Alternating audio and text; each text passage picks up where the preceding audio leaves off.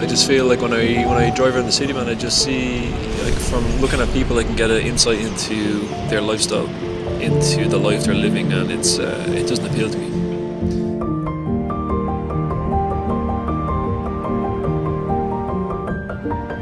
I don't want to seem judgmental.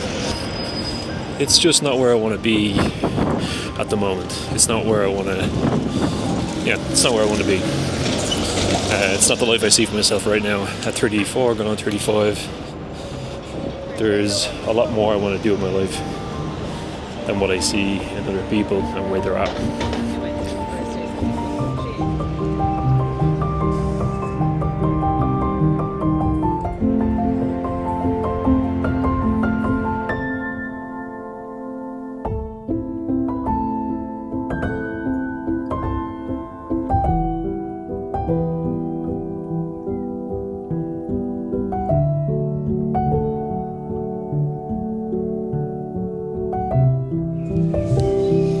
Just sitting here in St. Stephen's Green, which is a kind of a local park here in Dublin City. But it's a beautiful park. It's not too big. It's big enough,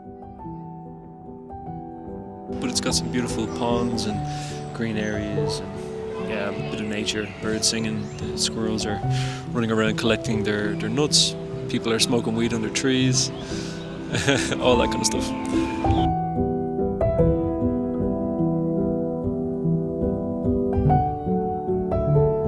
Let's go back to the point that I made a few minutes ago about, looking at people and kind of not, just seeing where they're at in life and the life that they're living, and it's the total opposite of what I want. There's absolutely nothing wrong with how anybody's living their life, but the hardest and saddest part is living a life that you don't want to live, like, completely. It just becomes you existing. You're just existing and not living. And that's a really hard thing to accept. Yeah, man, there's a lot of world out there. There's a lot of life to live. I feel like that movie, The Secret Life of Walter Mitty, where he just kind of goes into kind of autopilot or daydream mode, where he's like living another life. Yeah, that's me a lot of the time. Just thinking of things that I'd like to do and places I'd like to be, and traveling with my camera and buying a motorcycle and riding it across fucking Europe into Asia and letting life just happen, man. I'm looking to experience that level of freedom, which I felt before. I remember in my mid-20s, I went traveling. I went across. I interrailed across Europe on my own. I took a flight down from Istanbul into India, across Nepal. I hiked the ABC Trail, which is through the Himalayas. I then went to Malaysia for a little bit, and I went to Thailand. Yeah, man, and I have some incredible memories and stories from those times. But when I came back, I just fell back into a routine of looking for a job, looking for work, falling into the trap of just wanting to save money and earn money, and really just not living my life. If I'm honest, that's in those days of traveling, I felt the most alive. And yeah, I'd be kidding if I didn't admit that that's where I want to go back to. I want to go back traveling.